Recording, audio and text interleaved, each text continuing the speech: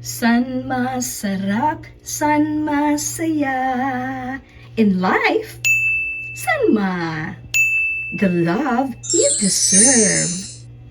Rice is life. Wait, but there's more. It's not only Sanma rice, but it's also Sanma crackers and Sanma tortilla chips. Let's try. Easy to open can. Boing. And chomp. And you can eat right away. We can put it in crackers or you can put it in your tortilla chips. And of course, rice is life. Pero guys, mas gusto ko pa rin siyang lutuin. Kaya kuha tayo ng sibuyas at saka garlic. Siyempre, hindi naman ubusin yan, no? So, ang gagawin po natin, okay, hiwain natin siya. Ayan, at igigisa na. Yan ang niluto nating Sanma rice. Ginisa sa garlic and onions and garlic. At ayan, ready na po para sa ating Sanma crackers, Sanma rice, and Sanma tortilla chips. Sanma rice, Sanma tortilla chips. Let's try. Okay, kumuha ng konting, ano ito? Sanma. Kumuha ng konting Sanma, ilagay sa tortillas. Wow! Sanma tortilla chips. Okay, lagay natin dito. Ilagay natin dito, guys. Gawa pa tayo ng more. There you go. Sanma tortilla chips. Ito pa, oh. Sanma tortilla chips. Bite size. Bite size na yan, guys. And then, pwede rin dito sa ating crackers. Skyflakes. Okay, mag-skyflakes. Ito. Ay, pero wala pong sponsor ito, ha? Pero baka naman, no? Okay, ayan po. Lagyan natin itong crackers. At isubo. Masarap. Ayan ang ating Sanma. Sanma tortilla chips. Sanma crackers. Sanma tortilla chips. Sanma rice. The love you deserve.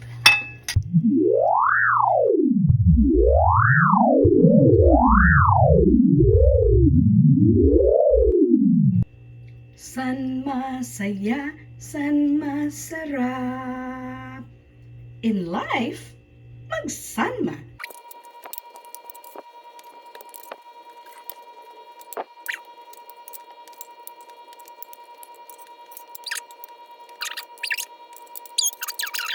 Not just Sanma rice, but you can have Sanma crackers and Sanma tortilla chips. This is Simply Jane saying, thank you for watching. God bless everyone. See you on the next vlog. Let's check our stash here. Okay, so I'm going to get one of these. Ayan, meron pa tayo sa likuran. I'm going to get one because I'm going to use it for my pasta today. So we'll check. Oh, see, it's well preserved.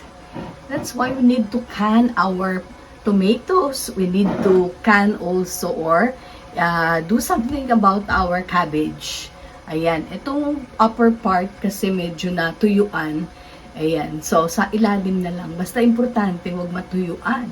So anyway, first time ko pa lang naman gumawa niyan. Kaya next time around, dadamihan ko na ano ko talaga yung kanyang katas ilalabas muna bago siya itago. Ayan, we have pasta. And it will be quick to cook. Okay, let's pour in our olive oil. And our remaining, sayang din naman to, no? Butter. So we have butter here. Lagay din natin pampalinamnam. Pampalinamnam ng ating luto. So tunawin. Ayan, tunawin na yan.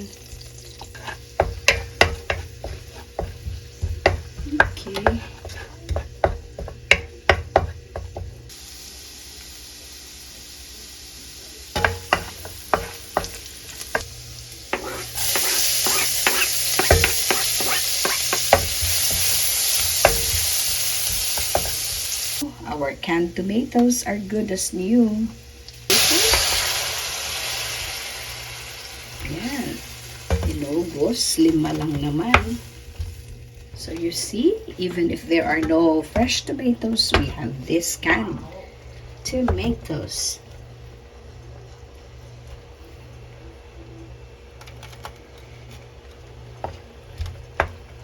Preserved. Bakit itatapon ng mga kamatis kung hindi pwedeng ibenta, no? Sayang. Sayang yung mga kamatis dun sa Benguet. Hindi nila alam kung paano i-preserve. Ay, naku naman. Kahit yung mga cabbages na tinatapon, sayang, talagang sayang. Kaya nga, we need to learn how to preserve our produce, our farm produce. Lahat naman pwedeng i-preserve, di ba?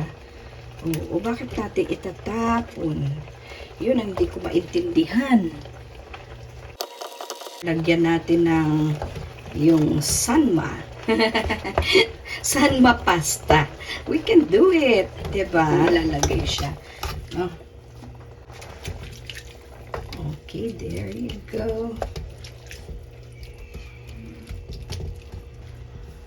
There you go. Lagyan na lang yan ng cheese. Ready to eat na siya.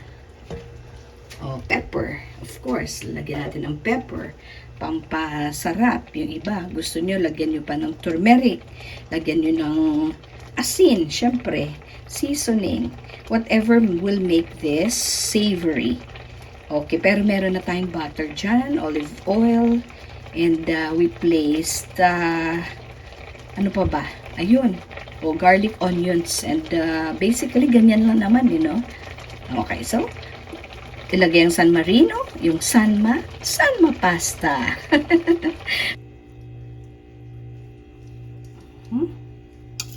Ayan na siya. I-plating na natin. Okay, lagyan mo ng pepper. And